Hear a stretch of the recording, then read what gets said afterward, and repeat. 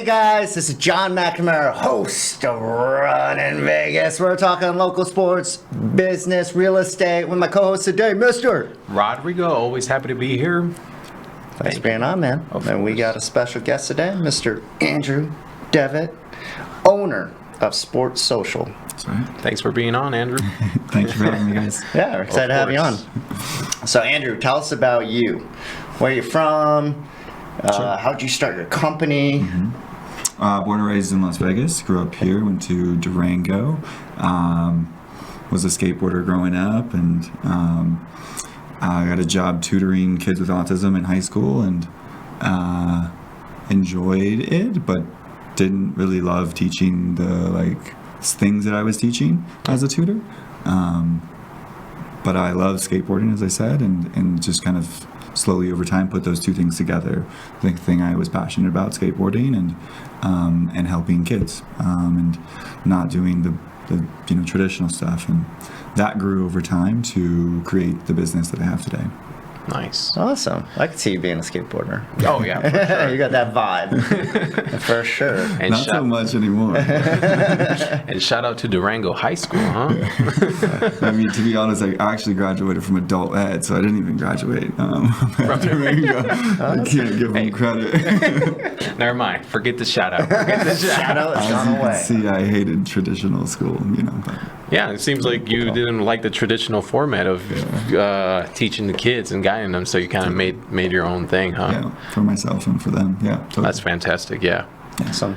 So what are some of the challenges with your business and how you're trying to grow it? Yeah, I guess growth is the core challenge. There's a huge demand for the service that we offer, right? I guess for those that understand, right, Sports Social, we're offering, we're teaching students, kids, teens, and adults social skills through sports, art, and music, right? We have Nice. private lessons, group classes, camps, all different types of programs to help kids make friends and find some happiness and joy in their life. Well, there's a huge demand for that, right? So many kids struggle to make friends, and so many kids are struggling to find some joy and happiness in their life, and so they come to us, right? Many of our kids have an autism or special needs diagnosis, and maybe some are just, anxious or depressed or just, again, struggling in school in some way. And so that creates a huge demand, and there's huge opportunity for my business. And as a person, I love growth, and I'm always trying to push the business forward. We're 13 years in now. Wow. But with that growth comes a lot of challenges. There's 65 people that work for me, and there's 750 students that currently come to us. But it requires so much growth as a person for myself, trying to catch up with what the business needs. Yeah. I don't always feel like I have the skills to get there, and so it's been a growth journey for myself. It's been a growth journey for everyone that works for me, for the business as a whole. And so I think the challenge that we face is growth, and how to structure that and be good to the people we employ and provide quality services to the students that come to us, and eventually take Sports Social into other cities, right? Is my goal here. Wow. Is what I want. But growth is hard. I don't know. Yeah, it is. Yeah. Growth is the challenge. This challenge. Yeah, well, that's exciting. Yeah. And I could see that, right? 13 years. I didn't realize it was that long. So that's incredibly impressive. And I'm doing the quick math here. So you did this when the Great Recession was going on. Nobody's don't get into commercial real estate, don't start businesses. So Yeah. props to you. Thank you. That's really, really impressive. Yeah. And so tell me about that, because it sounds like this business has been going for a while, and you're working on growth. Are you talking about leadership, your culture? What does that look like for you in your business? Yeah, definitely those things. Culture changes with size, right? It used to be an organization that was me and my friends helping kids, right? We'd party at nighttime and help kids in the daytime. And while when our culture is always centered around friendship and around this idea we call being a cool friend, right? And so as you grow and there are more and more people, that message and that culture becomes more difficult to maintain. And so it's trying to find ways to express our values in our culture, in our physical space, in our policies, most importantly in the people that we hire and the people that we fire, right? Culture is most maintained there. And yeah, as leaders, you know, again, as myself, leader, and trying to navigate like a space. I never wanted to be a leader ever. It was never like I never wanted to be in charge. But I get put in that place, you know, and trying to grow as a leader and getting more comfortable, you know, pointing that star of where we're going and explaining to people why, and dealing with people not liking it and trying to convince people that no, this is going to be good for us and this is where we should go. Yeah. That's great. I mean, it's got to be, I'm amazed, over 700 students, you say. So yeah, it's got to be challenging, of course, to continue adopting the same culture or making sure everyone's on board. I feel like, you know, within, you know, our 5 to 10 to 20 team, real estate team here, it's nothing compared to over 700 students and over 60 employees. So yeah, that's unique. Animal. Yeah, of course. But I love how you found it together with your friends, and it seems like you guys just try to build around that in your beliefs. And I love that what you referred to as being a cool friend. Yeah, where did you come up with, or does that come up among your friends, or like? You know, it was that thing. Yeah. Grew up, like I said, a skateboarder, so we weren't always the best kids, right? We were like, you know, bad kids getting in trouble. So you're the cool kids. So, Yeah. We were having the most fun. But They're so cool. At the end of the day, I think the culture that I came from, skateboarding, is although maybe they're not always looked at as like the role model citizen, at the end of the day, skateboarding has this respect for people of diverse backgrounds. Yes. And so I feel like that's where the cool friend came from, like, you know, that you're not a good friend, or that you're a cool friend, and that you're going to respect people with differences, but you're not going to conform to the way society necessarily wants you to be. And so I think, you know, a cool friend is that, right? Is being good to the people around you and prioritizing your relationship with them, and at the same time not changing who you are and being how you want to be and breaking the rules when you want to, and you know. A little history here. I was a skateboarder myself. So when I moved here from Lima, Peru back in like 2000, I was about 9 years old. And even though I played soccer, I played most of the sports. When I came here, I was shy. I didn't speak the language. And I opted to just skateboard. And I'd be at the skate park all afternoon, like headphones on. And it did create like this persona of me that was kind of like the outcast, right? Or like this different. I'm over there like in this, like, I love being in the streets, but people are like, oh, why are you out so late? And I remember people asking my parents, like, why do you guys let him be at the skate park for so long? And it's funny, at the time I would listen to music in CDs. So I remember I would always come home and like someone left a CD behind. I'm like listening to it, or like the video, like the skate videotapes, and I'm just bringing stuff home from the skate park. So where did you skate? What part? It was the one, it's the Metro Park. Oh, okay. Right where the big park, Northwest. That was, my mom used to clean offices around there. So while she cleaned, that was my daycare. Oh, wow. The skate park, Eventually, with time, I transitioned back into soccer. But skateboarding helped me out a lot. It's a great sport that you can do as an individual, but you can also use it to connect with other people. You can use it as a way to, you know, express yourself as a person. And like you said, like within skateboarding, there's a lot of that kind of outcast feeling, right? And that is true of the kids that I'm serving as well. And I think that's a big part of how skateboarding and the students I serve, again, those with an autism or special needs diagnosis, or those that are struggling socially, like that just naturally has a nice mesh. Being able to be yourself, but also being able to connect with others too at the same time. So. Cool. Yeah.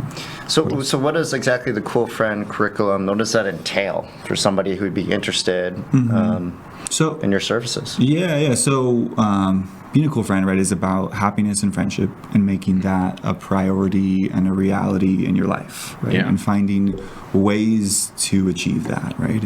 And the ways that we've found have been successful in doing that are teaching students a set of values and skills that go with those values, right? So things like our values, right? We have values as a company, as many do, but for us, our values as a company are the same thing as our curriculum to which we teach our students. So when I'm looking to hire an athlete, musician, or artist, it's what I'm using to determine if I'm going to hire them. And then when I have a student that comes in, it's what I'm using to help them learn and grow. So it's things like being clocked in and present in what you're doing, things like being empathetic to those around you, being respectful of others' backgrounds and who they are as a person, being creative in the way that you approach things in your life. Some two big core ones for me and many people is just pushing yourself. So one of our values is push for progress, and many kids aren't pushed as hard as they can be pushed, and so just pushing them harder. And then balancing that with, there's a sticker up front there that says "Go fund yourself." The reality that fun comes from you, inside of you, and it's your responsibility to make life fun, right? And that's why it's go fund yourself, right? Fun doesn't just happen. It's an effort. And if you walk into Sports Social, you'll be like, this place is fun, but it's been with creative, intentional effort to make it fun, right? So those are some of the pieces that make up our curriculum, right? Among others, stay true and roll with it and create connections and create history. These are like taglines or values of ours that we're integrating into the framework of what we're teaching to our students while we're teaching them how to skateboard, or while we're teaching them to rock climb or play basketball with friends, so that it's fun and engaging, and so that it absorbs, right? You're going to more likely absorb the concept of setting goals when you're skateboarding, or you're going to more likely, understand respect while you're practicing it, playing basketball with friends, right? That's the idea and concept behind. Okay, that's awesome. Yeah, I think one of the main things I noticed with kids nowadays is just missing that creativity, right? Because they no longer have to go outside and figure out what game they're going to play, because usually we're looking at a screen, and I think we're all at guilt of that now. Totally. So a lot of that goes away. So I am happy that an institution like that is focusing on happiness, because even myself, sometimes I'm like, man, am I doing what I want here? Like, Me too. we all continue to we all struggle. do that. Exactly. So I think that's cool that you're passionate about making sure like people are truly themselves and who they want to be. For sure. Yeah, that's great. You kind of hit on a little bit of what you for your employees or folks. I noticed that when I looked up your company, you're always hiring, which was neat to see. Oh, yeah. So what are you looking for in hiring folks? And because it sounds like you're very intentional with your culture. So can you elaborate a little bit on that? Yeah.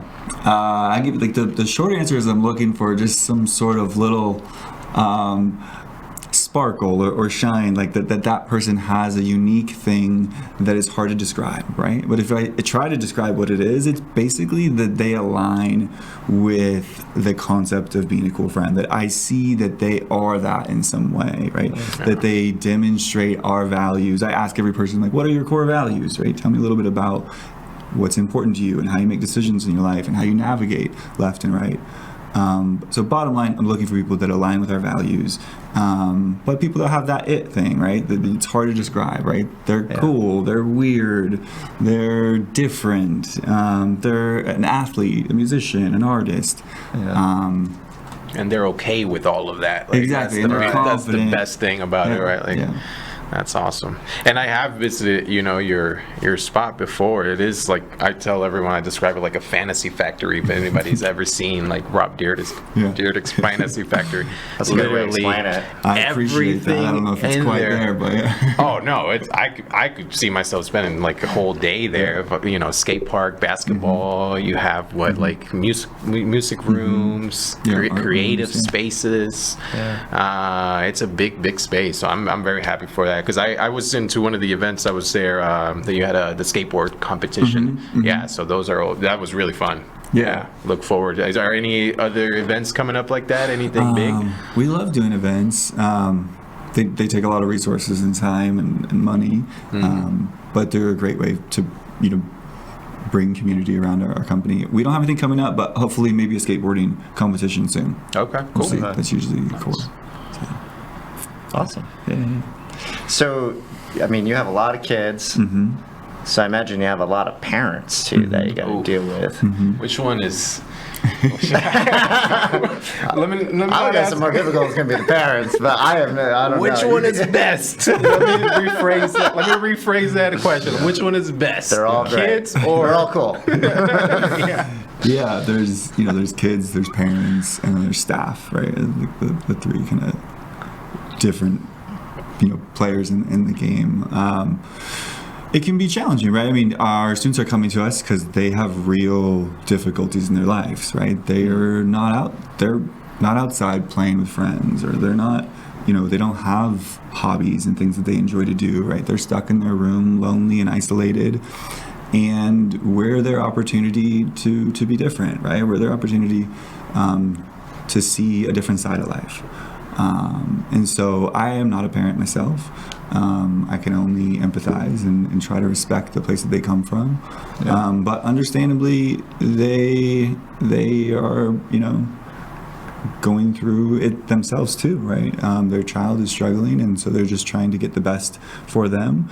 And so sometimes parents are frustrated and angry with us for our just messing things up. Like I said, growth is our biggest challenge, and so with that growth, we make tons of mistakes, and with that growth, we struggle to retain instructors, and so parents are upset. Like, you got another new instructor for me, and I'm doing my best, Right. Like, to find good people and to keep those people is hard. But a parent is like, but that's my instructor, and you just this is the third change this year, and I'm doing my best, and I'm putting them all through the same training, and I feel confident in that. But parents get frustrated with our schedule and the wait time. A family can wait many months to get started before our services can even start. We have a significant wait list of quite a few. And then when they get there, they might have some issues, on the weekly basis. So again, we lead with empathy and respect when communicating with families and with kids and with parents, and ask people for a little bit of grace and patience with us as we are not perfect. Yeah. We're only... no company or service is 19 years being in real estate. Still have clients get upset with me, or we mess up. It's part of life. But I love your mindset. You're just like, hey, it's all growth. Right. I think that's huge, the way you look at it. That's so important. Yeah. I would remind myself that, like, it's my choice, right? Like, I could say, I like the size, I want to run a small company, and this is what I want to do, and I want to, help this small group of people the best I can. And but that's not what I, as a person, want, right? I want to take Sports Social and what I think it can do and help more, and give more opportunities to the people that work for me, and allow myself to experience this world, not just living in the city of Las Vegas, right? Yeah. So for me, I have to remind myself that the challenges of growth are only my own fault, and I can only get upset at myself for the issues that come with it. Yeah, that's great. I love that you don't have victim mentality, right? And I learned that from my coach years ago. Is like, because I think I was having a day. I'm talking about something where I'm frustrated in the business or whatever. I remember he said, like, John, you have a choice. You have a choice to run your business, show up to work, do it. Everything's a choice. For sure. So I love that you have that mindset, and that's cool. Yeah, we're lucky, right? Not everyone has a choice of what they are going to do on a daily basis and how they're going to spend their time, and you guys have that same choice, right? And it comes with responsibility, and if you're not responsible, then it's an honor to run a business every single day. But there is, I love you say, it's a lot of growth every single day, and you'll never have it all figured out. So we got to try to remind people we're only human. But in our case, would only be aliens, right? By the way, I like that everybody got the memo today. Oh. Looking good. We're matching. This is the first time on the podcast. Yep. Been matching, bro. About time. I'm glad the first is making with us you, look man. good. thank you for rapping. Can you tell us a little? So the audience can't see that there's a cool alien here. Yeah. But it seems like you use that as your logo. So can you tell us a little more where that idea came from? Or When I was little, maybe in elementary school, I saw an alien, or thought I saw an alien, and I went and told all my friends at school, hey, I saw an alien. And they all teased me and made fun of me, and then they called me Alien Boy, and that was like my nickname, Alien Boy. And the alien is just a reflection of that Sports Social is a place for weird kids, right? And I was always one when I was growing up, weird and awkward and different, and I'm always trying to hire weird people and trying to make it a safe place for them to come and help us help these weird kids. And at the end of the day, trying to communicate a message to the world that weird is good and different, and that we should encourage people to be themselves. And so that long answer is that, right? The alien comes from that idea that, like, being different. Being different is good and encouraged, Man, thank you for sharing that story with us, man. Like, for sure. I'm sure we've all had I thought stories. he might just gonna start talking about being like abducted by aliens or something. I'm like, I'm all in for this. I believe in aliens. Hey, I've seen a couple. Seen a couple too? I've seen a couple, man. Now, like, thinking back, I know you just said that story. Did you really think you saw one, or do you think you were being a kid? I really thought I saw one. Yes. Oh, cool. I actually, for Halloween, I described the alien that I saw to my mom, and she made me a custom Halloween costume, which furthered kids teasing me about it. Just added to the Way to teasing. go, Mom. I love it, though. I mean, you were about it, too. That's pretty cool, though. Double down on that.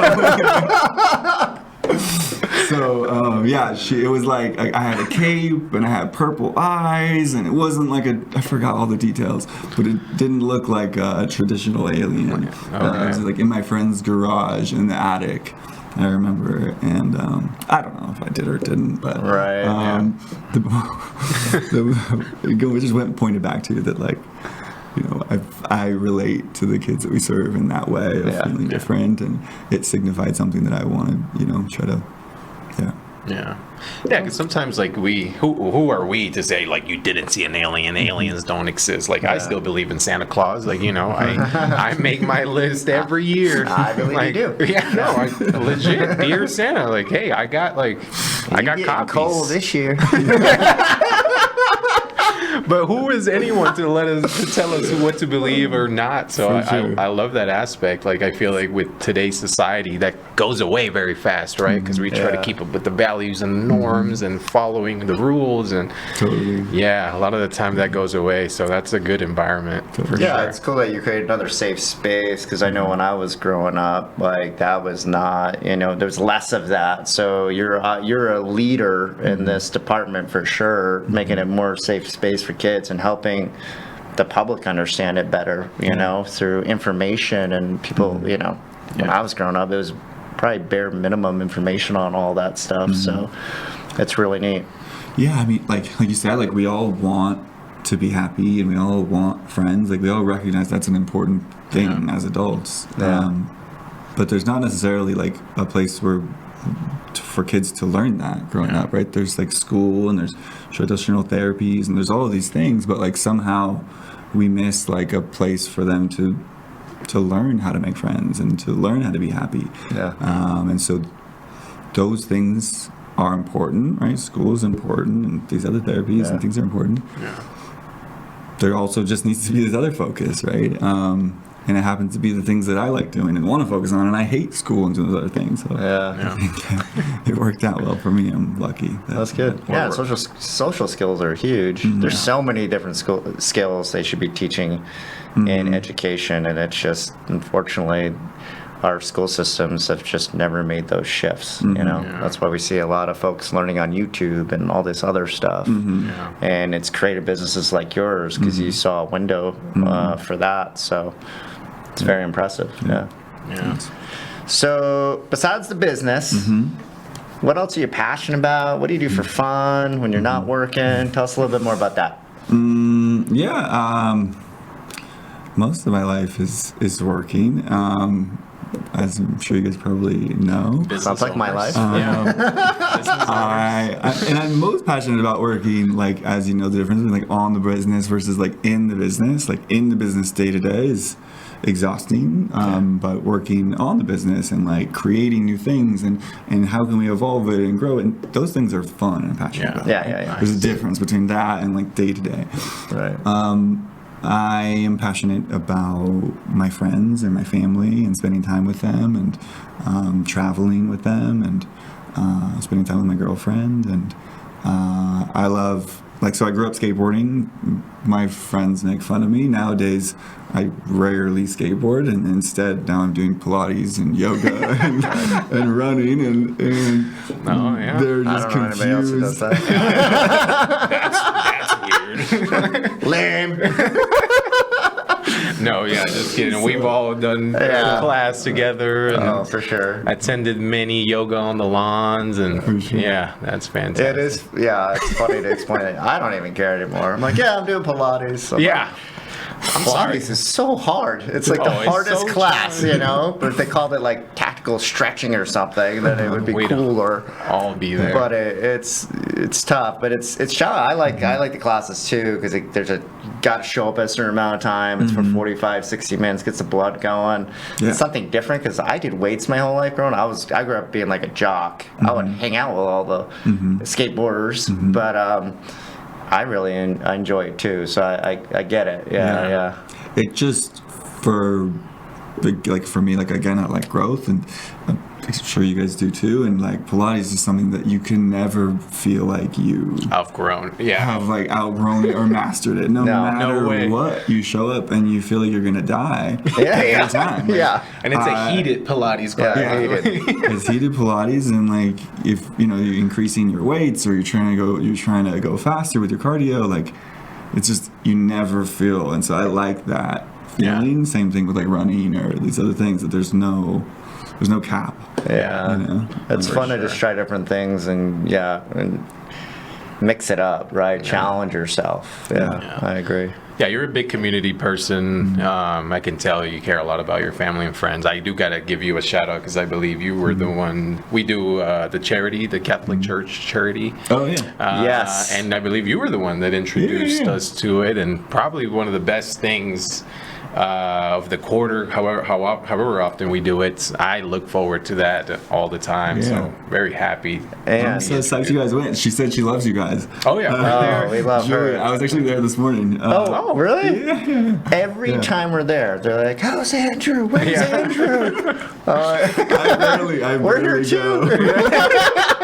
Just to give the audience some feedback, yes, we all volunteer at a Catholic church, helping give out food for the homeless. We were introduced to that community by Andrew, so and it's a great community. They love us there. Every time we go, everyone wants to talk to us, catch up with us. Great community, great people, and it's humbling. For sure. It opens your eyes of the things that you think your problems are pretty minimal when you go into like real life every single day, and that's not even just a Vegas thing. That's a world thing, you know. So. Yeah, I agree. I'm driving up this morning, like, whoa, like you forget how some other people are living, and it's horrible, and how so many of that homeless population had real mental health issues as a child, and Julia and I were talking about it this morning, and then they grow up and those services and programs end and they're an adult, and so people stop caring, and and who knows what other comes with that, addictions and plenty of other things, but But yeah, it's great to be able to just at least provide some food and some drink and not have to try to solve all the crazy complicated problems that go with it, you know. Absolutely. It's life in perspective we always appreciate. So we're going to wrap this podcast up. I want to thank the best co-host in the business, Mr. Rodrigo. Yes, sir. Thank you. And thank you, Andrew. Thank Thanks you, for having Andrew. me. If you're a parent out there that would be interested in the service, hit up Mr. Andrew. He's got a great company with Sports Social. Thank you, Andrew, for being on. Thank you. And this is John McNamara, running Vegas. Guys, take care of yourselves today.